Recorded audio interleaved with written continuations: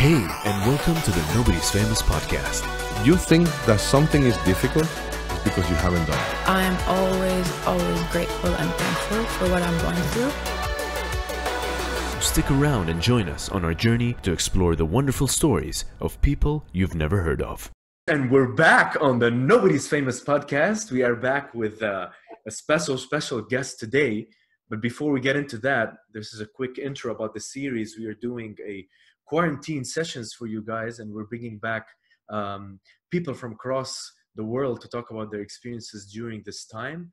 You know, how to better yourself, do different things, how to cope with the current situation. So that's the quarantine sessions on the Nobody's Famous podcast. We are back with the one and the only Amine Najjar. What's up, buddy? Oh, east to west. East to west. We finally here, bro. We finally made it, huh? We finally made it. It's a crazy story, man. Crazy story. It's been back and forth with us, and just for the audience, just so you know, me and Amine were supposed to do a face-to-face podcast, and it didn't work out. So here we are doing a remote session together, and. If you'll allow me, I mean, I'll introduce you to the listeners. Amine is Amine is a singer-songwriter. He's a performer, and Amine has been in the music industry across the UAE, Lebanon, LA. So it's a pleasure to have you, Amine. And thank you for having me, bro. I'm a fan of your journey. And as we said, like I wrote a blog post about Amine a long time ago to showcase and shed light to showcase and shed light on your journey and your obstacles and what you're going through. But maybe it's better in your own words. Can you maybe just briefly tell us what that journey was like? The journey. Started out with Etihad Airways. Was working with them in marketing, handling the brand for about 3 to 4 years, and then I left, hopped on a plane, went to LA, and then became a full-time songwriter. As crazy as it sounds, and now I'm a full-time songwriter, and where I write songs for other artists, whether in the US or here, as well as I just launched a company called Song Ads, where we write ads in the form of songs. So just everything to do with just lyrics, melodies, and creating songs. It's what I do full time now. Full time, and you never had this idea of like, maybe I'll have a plan B just in case? That's the thing. No, I never had that. I should have had that. And I always encourage people to have that. Like, you should always have a financial road, you know, like a plan A, and then focus on your dream is like a plan B, but go full on it. And then once that works, you can kick the plan A out the door and then focus on that. But if you kind of just have that one plan and you're focusing on that the whole time, things can get very hard. And it just kind of like destroys the whole art, you know, like whether you're a painter, you're an actor, you're a singer, you're a writer, anything to do with that. If you're pursuing something like that, and then you don't have like financial gain from it, or like you don't have a plan B where you're making money and then you need to start making money, and then it just kind of turns from I have to make this, I want to make this, to I have to make this, and that's where it kind of destroys the art. So you got to be extra like careful here. Always have a plan A, focus on your dream, go hard on it, and then once it works, kick the second one out the door, the first one out the door, and just focus on that. I would like I've left Etihad and then followed songwriting for 3 years straight, so I've never had a plan B. What I did have is a lot of time on my hands. I had a lot of like time to write songs, time to learn about song writing and read books and just listen to music and just become better and better faster. But psychologically, it was very, very, very tough, man. So I don't encourage anyone to go down that exact road. always have a plan B, you know? Yeah. I'm in a way in your side of the story, and where like I like to have maybe two things, and when I can say maybe my passion is okay, this is it, let's do it. But there's a lot of people who will say actually no, if you are if you really like something, just drop everything and Go for it. Go for it. But just always have a backup, because it creates a sense of value for you. Because like when you're pursuing a dream, most of the time it takes a lot of time, and most people are not patient for it, you know, and you got to be consistent and patient. And sometimes like it just comes there and then it just drops last second, and then you go crazy. And then unless you're psychologically strong and calm and patient, yeah, you're going to need something on the side, you know.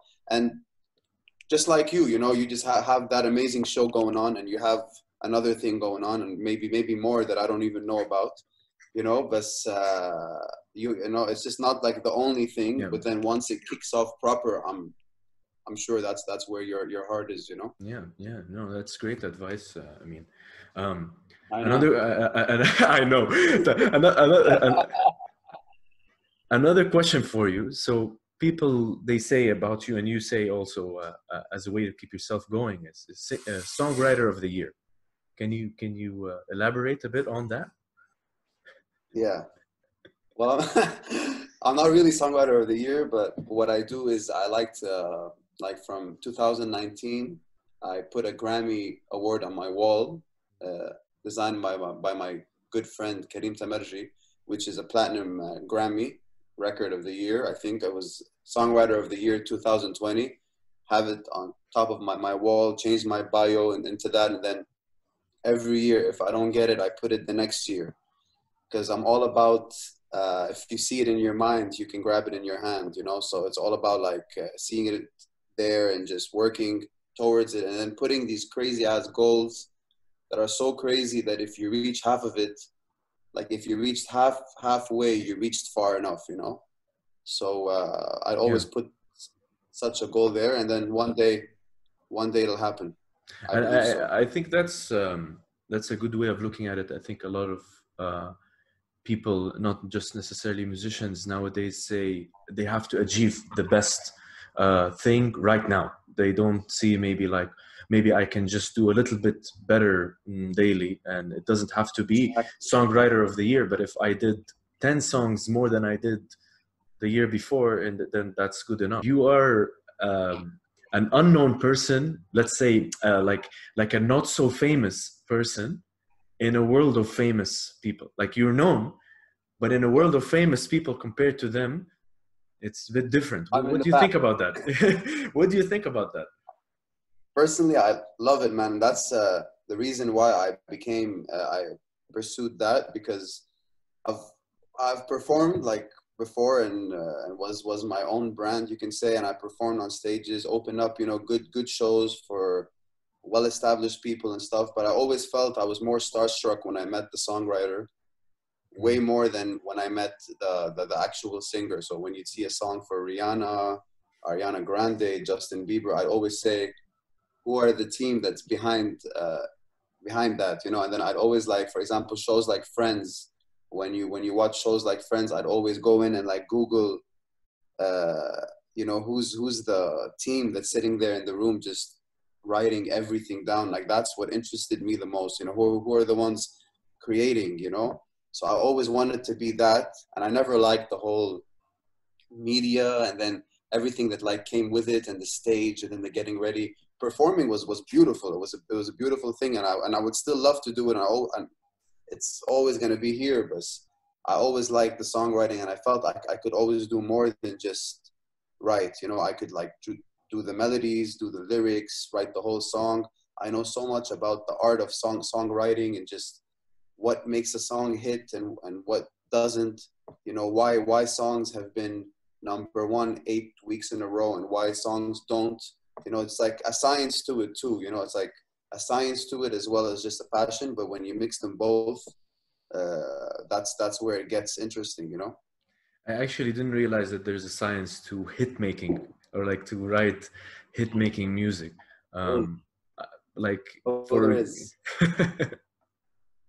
I didn't even realize that. I mean, it's it's kind of crazy to see, like, I mean, in the world that we live in, is that people don't really know, like, the greatest writers of The Office or Friends. People don't know these people. They don't know that these people wrote Umbrella for Rihanna, or this song for Justin Bieber. Yes, It's Rihanna. crazy that a lot of that credit goes to somebody that nobody know. I mean, this name is not well known at all. It's absolutely Yeah, yeah, crazy. just known there, and then you're the one. Yeah, yeah, yeah, and it's. I was surprised when I just went there, and they throw you in rooms with other writers, and sometimes we would do 2 to 3 sessions a day. Like they throw you in with this person and this person, and then you just write 2 or 3 songs a day, and realize that co-writing is so much more powerful than writing. Like you have to start writing, but then you have to like any writer, any singer or artist should definitely keep his ears open to the experience of co-writing a song, because that's a whole other experience than just solo writing. Solo is Mhm. one thing, but when you get used to it, it gets kind of hard to sit in a room with another creative and then create something, you know? So that's also what I learned there, is that they just write and write and jump from room to room and write so many songs a day. And it's work, man. It's a Yeah, lot of work, you yeah. know, and I love it. That's amazing, man. I mean, I wanna touch on that a little bit more, like to give some of the audience like some of your valuable advice on that. So we've had a couple of musicians on the show, and we have a bunch of people, a bunch of musicians that follow the show as well, and they're working hard, like during the time that we're in right now, to create some kind of momentum, because nobody knows what's going to happen in the future, right? What advice would you give them during this time, like if they have to recover from, they feel like they've been doing music and suddenly they have to stop, or what should they focus on? Like, what advice do you give them?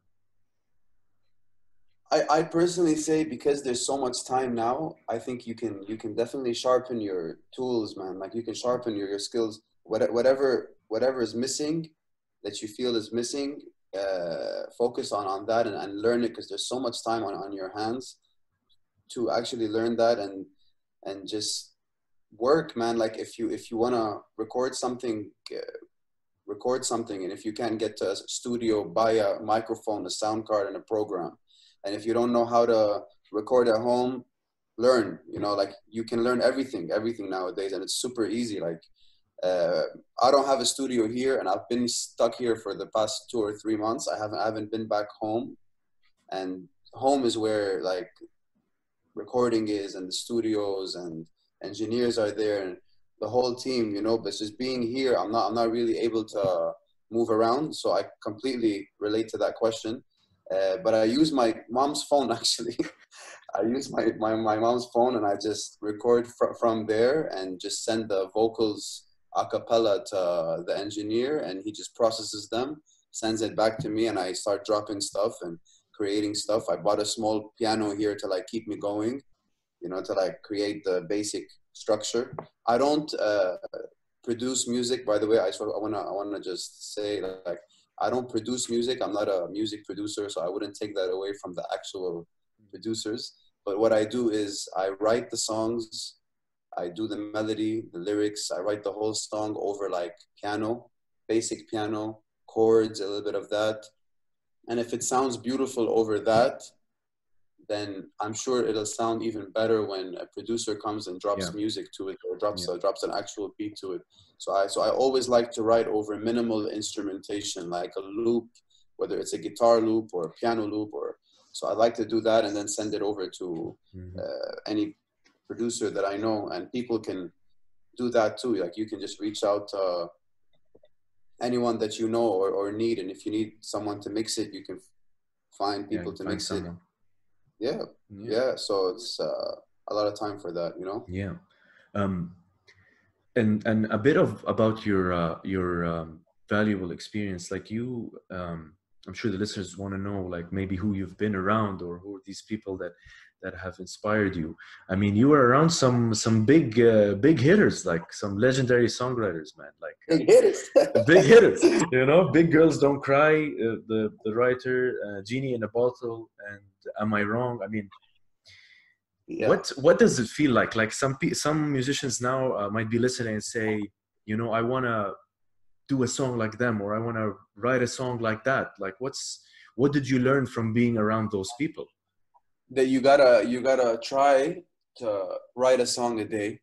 You know, you gotta write and just write, and even if the song isn't good, just write, get it out of you, because eventually the good stuff will like start to, you know, pour out of you. Excuse me. And then like when you like, for example, with me, it was a whole journey. Like, I'll just say quick. I left Ittihad. I hopped on a plane. I went to the US. It was the first time ever in the US. And it was the first time I ever went on a flight that was 16 hours long, economy class. So it was just super, super tough. And a lot of like voices in my head said, don't go, because you're here and you got a good job and a good salary, everything. But it wasn't where my heart was, you know? And especially being here and everyone constantly judges, and what are you gonna do? You're gonna write for who, like in the States, and can you even do that and stuff? And I just went anyway, and I went to the biggest ASCAP songwriting expo in the world, which was like home to writers like Justin's team, Justin Bieber's team, Ariana Grande. Everyone was there. All the music industry was there. And I went, and my song that I wrote, it's called Good Night and Good Morning, got selected out of like 8,000 songs or something, which was amazing. Went on stage, and they played it in front of like the biggest panel, which were, I think, Pam Sheyne was there, the one that wrote Genie in a Bottle, Toby Gad, the guy that wrote All of Me for John Legend, who else? Insane. Nico Vinz, Am I Wrong? William Larrsen. All of these multi-platinum selling writers, producers were there, and that's where I started to like connect and meet them. And then they put me in rooms, and it was just uphill from here, really. And then every year that I went, they introduced me to more people and putting me in rooms, and slowly you'd start to like prove yourself. And the second year I went to the States, I got selected to Pam Sheyne's camp, which is a camp that they take you to Palm Springs, which is like an island in LA, far away, with like 20 other people, and they throw you in rooms with random two or three people that you don't know from across the world, and you have to write a song from scratch, and they give you 2 to 3 hours, and then you got to perform it live in front of the panel, you know. So that alone was a frightening experience, you know, because you've never done it, you've never written a song with someone. You have, but not in that way, and not in that professional manner.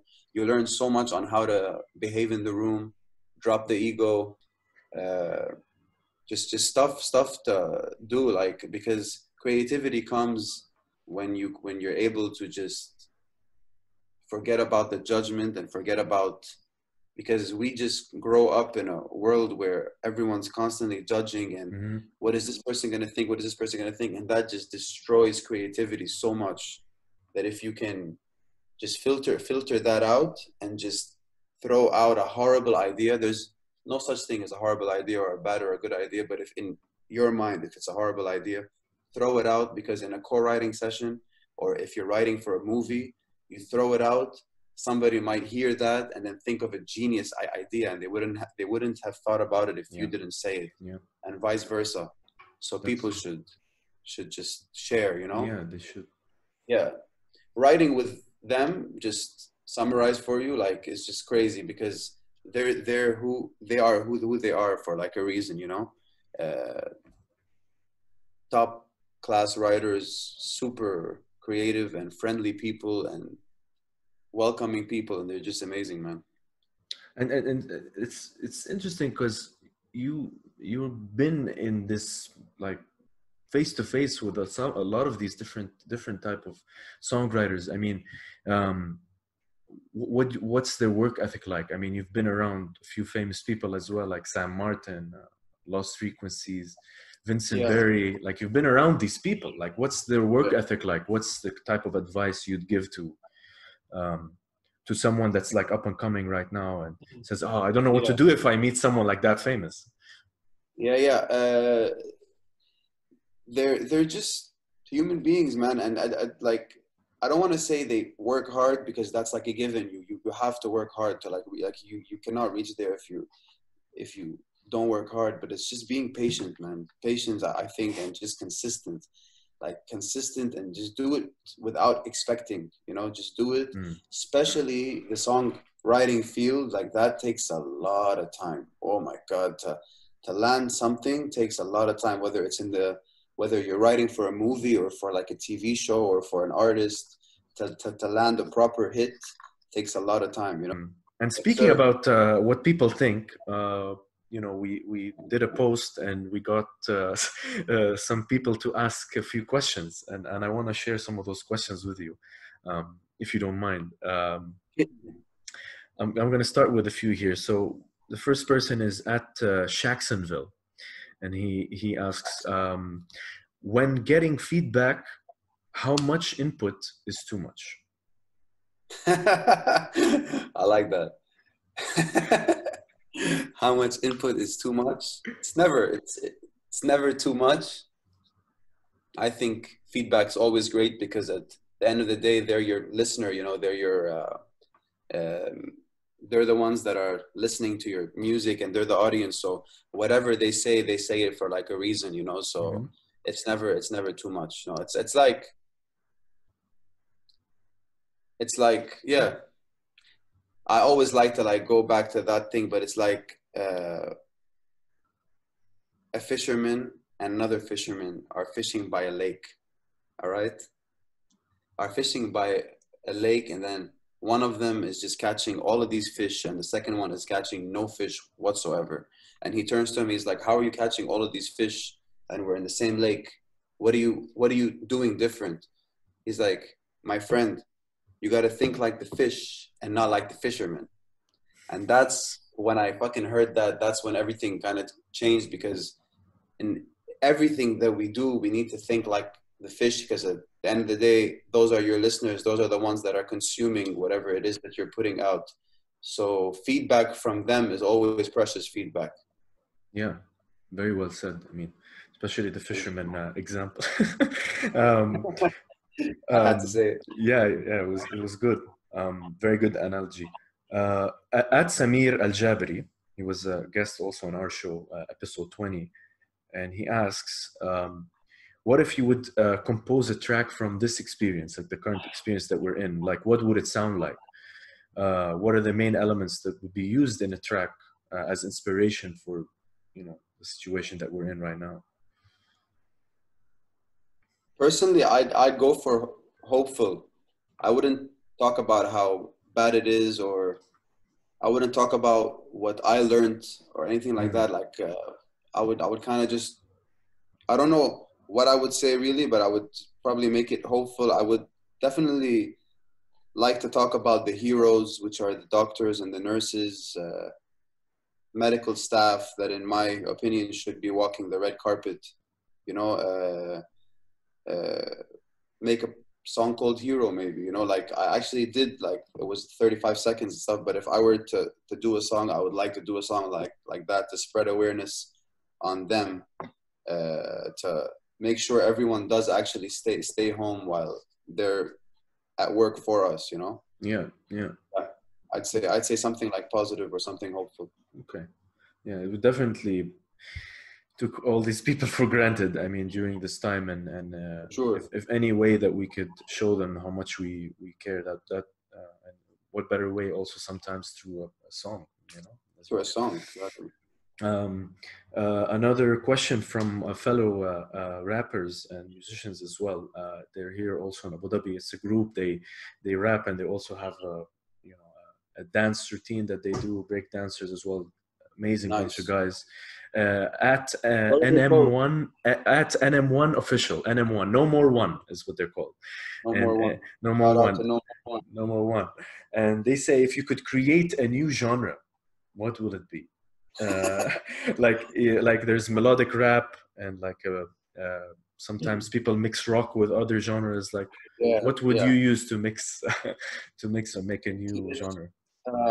It's a good question, but I can't answer that now because it's more of like people that create genres are those that are just in the kitchen cooking and like not I mean cooking, but I mean like the music, like trying different things, and then eventually they create the best ingredients and they be like, whoa, that's you know that's my sound, you know. And just to find your sound is something so hard, like so hard to do. And yeah, so like to say I want to create this genre, I don't think it works like that, but I think like it does start with like a thought in your head, but you gotta experience, you gotta sit down on the keyboard or whatever it is that you use to like make music, think about it, translate it, try. It might not work first, but then something else will work. So you never really know, but definitely if you want to try that, you should, man, because creating your like new sound, you know, like a sound that's like for you is something that takes years and years and years, and people that are 30 or 40 and have been doing it for 10, 15 years haven't found their sound yet. So I encourage people to constantly try, you know. Yeah, you definitely have to do it daily, even if you fail. And I think this is the difficult part: is people get discouraged or they get feedback from someone and they say, "Oh, it doesn't sound that great," and then they kind of feel, "Okay, I'm not gonna try anymore." And I don't think you should think that way. You shouldn't think that way. Yeah. Exactly. Two more from the audience, and I think you kind of touched on this a little bit. And at Stephanie HDD says, "How can you continue making music if you don't have the tools at the moment?" Yeah, yeah. Like I just said, like depends on what tools, and you can always make music. Like if I'm making from my mom's phone, and if I need a piano, I get a small little like keyboard and I could work throughout this time. If I need recording studio at home, I could just order it online and it'll be in my house in like three to 5 days at a very low cost, you know. Programs, or even if you have a microphone and you want to learn how to like record, you can learn whatever it is that you want to learn, you know. So yeah, no, like there's just so much time for it now. And the only thing, as cheesy as it sounds, like the only thing holding you back is you know. If you were to say like, oh, I can't sit and work right now, it's up to you. But yeah, you can. Yeah, I think during like this time you're stuck at home, like I said earlier, you can learn those tools if your producer is abroad. Work on something, send it to them, or bring the tools so you can learn something new, take some pressure off them. Final question from Had Adnan, a longtime fan of the show for 2 years, which is amazing to me. I still find that unbelievable. He says, "What's something that scares you about being a musician?" Luckily, I'm not a musician. Like I'm not a musician. I'm a songwriter. But like, yeah, just about being a musician. I think the most thing that they'd have to worry about are just two things. One is, like I said, like if you were to put all your eggs in one basket and just not have a plan B, and then you reach 40 and it still like doesn't work, and then you have nothing, or I don't know, it's just always big risk, you know. So it's always good to have like a plan B with it.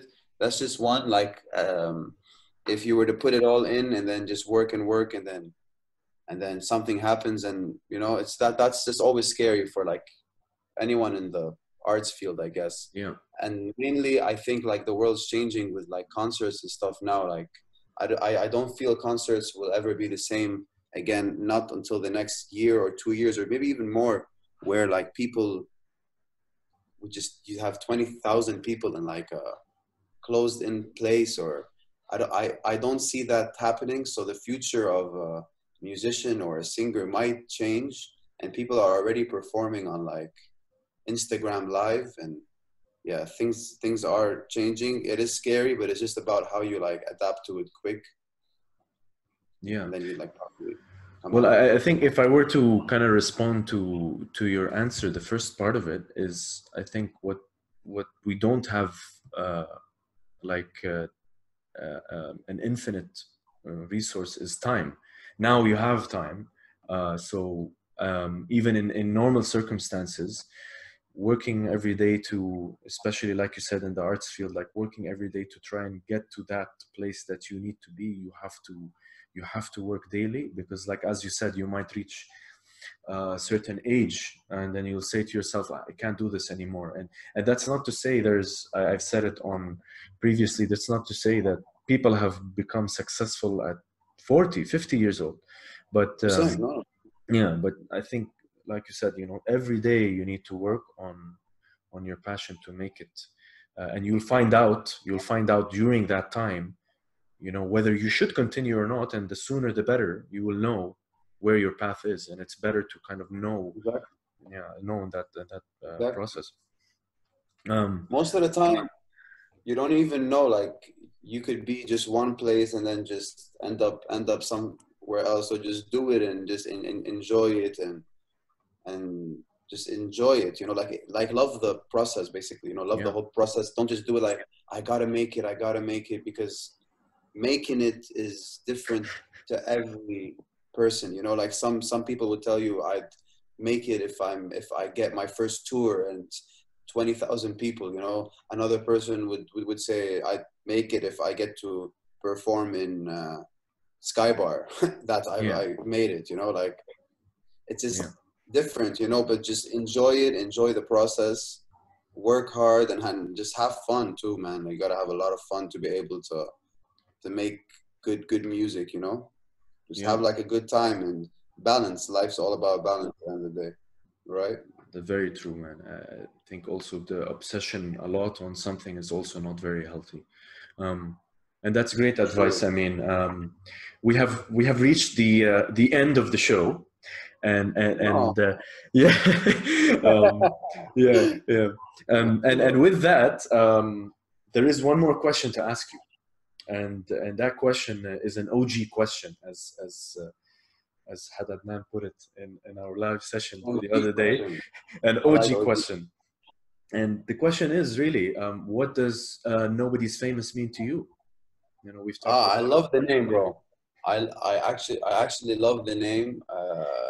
I think it's a super unique name, and just from the name, you can tell that that your show offers a platform for anyone to just get on, famous or not famous, and kind of speak about what makes them special. So I think it's a platform that because like people always say, you gotta be famous to be special, but you don't. Like everybody's got that spark and got something that most people don't even know about, and your platform offers that for them to come and like speak and let people know about what they do, and then how they can like contribute, and people would know, and then connect people together. So it's way further than just a show, and the name is crazy. I love the name, bro. Nobody's Famous. Damn. Nobody's Famous podcast. That's catchy, bro.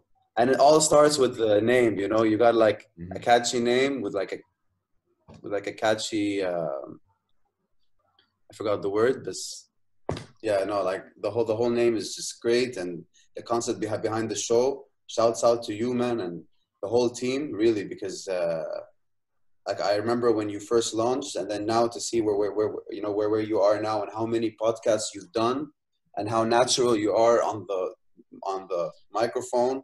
And I never, like, I've always knew that you were like that, but I never linked that kind of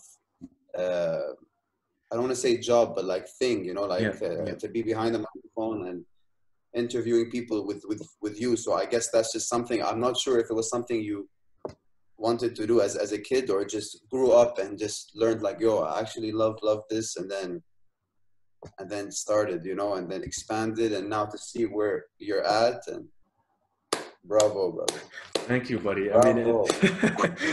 Thank you. We got applause here. I mean, thank you. I mean, it was in a way kind of by mistake. I didn't. I was always looking for something. I said this on the show so many times, but Say it again. I was always Let him looking. I was always let him know.